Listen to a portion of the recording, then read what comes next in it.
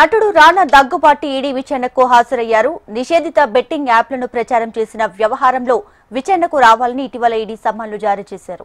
ఈ నేపథ్యంలో ఆయన ఈడీ కార్యాలయానికి వెళ్లారు. బెట్టింగ్ యాప్ల నుంచి తీసుకున్న రెమ్యూనరేషన్ కమిషన్లపై నటుడిని ఈడీ అధికారులు ప్రశ్నిస్తున్నారు.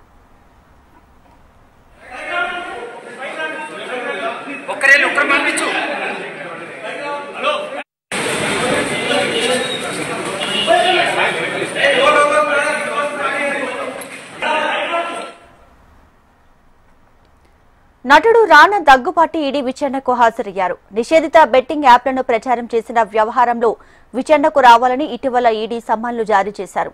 ఈ నేపథ్యంలో ఆయన ఈడీ కార్యాలయానికి వెళ్లారు. బెట్టింగ్ యాప్ల నుంచి తీసుకున్న రెమ్యూనరేషన్ కమిషన్లపై నటుడిని ఈడీ అధికారులు ప్రశ్నిస్తున్నారు.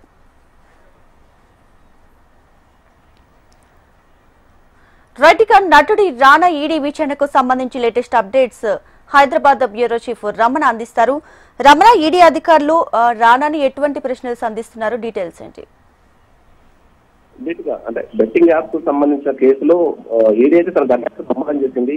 దానిలో భాగంగానే మనం చూసాం, ఆల్రెడీ ప్రకాష్ రాజు, ఆ తర్వాత ఎవరైతే విజయ్ దేవరకొండ వీరిని కూడా విచారించింది. ఇప్పుడు ఈ రోజు రానా దగ్గుబాటిని విచారిస్తున్నారు. ఆల్రెడీ ఆయన ఈడీ యాప్ చేరుకున్నారు.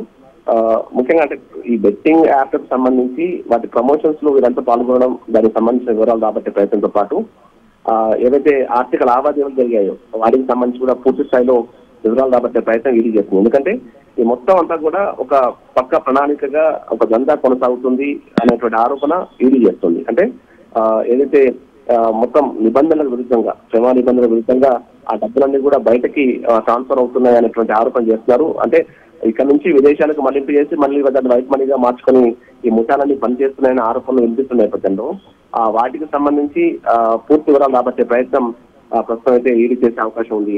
అయితే మొన్న మనం విజయ్ దేవరకొండ మాట్లాడిన మాటలు చూసాం. తను చేసింది కేవలం గేమింగ్ యాప్ సంబంధించి కానీ బెట్టింగ్ యాప్ సంబంధించిన కాదు, ఆ వివరాలు మీరు తెలుసుకోండి అంటే కూడా ఆయన మాట్లాడే ప్రయత్నం చేస్తారు. అంటే ఇవాళ దగ్గుబాటి రాని కూడా అది చెప్పే ప్రయత్నం అవకాశం ఉంది. ఏదేమైనా అంటే ముఖ్యంగా వీటి పేరు మీద జరుగుతున్న ఆర్థిక లావాదేవీలపైనే ఇది ఫోకస్ చేసింది కాబట్టి వాటికి సంబంధించిన పూర్తి వివరాలు కాబట్టి ప్రయత్నం చేసే అవకాశం ఉంటుంది. దీనివల్ల విదేశీ మన ఆర్థిక నిల్వలకు ఇబ్బంది అయ్యే అవకాశం ఉంటుంది కాబట్టి పూర్తి స్థాయిలో ఇది ఫోకస్ పెట్టి చాలా పెద్ద ఎత్తున దానికి సంబంధించిన విచారణ కొనసాగిస్తుంది. మరోవైపు చాలా మంది అమాయకులు ప్రాణాలు తీసుకుంటున్నారు ఈ బెట్టింగ్ యాప్లు బారిన పడి.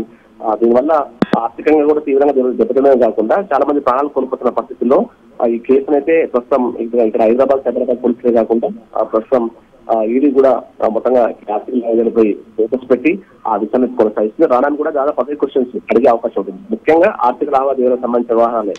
వాళ్ళు ఆ యాప్స్ ప్రమోషన్ చేసినందుకు ఎంత డబ్బులు ఇచ్చారో ఏం చేయాలి వివరాలు రాబట్టే ప్రయత్నం చేస్తారు. దానికి సంబంధించి మరి కాసేపట్లోనే రానాకు సంబంధించి మరి విచారణ కొనసాగా అంటే ముగుస్తుందా, తొందరగా ముగుస్తుందా, ఎంతసేపు పడుతుందనే విషయంలో క్లారిటీ రావచ్చు. విజయ్ దేవరకొండలో దాదాపు 4 గంటలు విచారించారు. మరి ఈ రోజు రానాని ఎంతసేపు విచారించబోతున్నారు, ఆ వివరాలతో వాళ్ళు సంతృప్తి చెందుతారా అనేది మనకు మరి కాసేపట్లో స్పష్టంగా అవకాశం ఉంది. Right Ramana, thank you.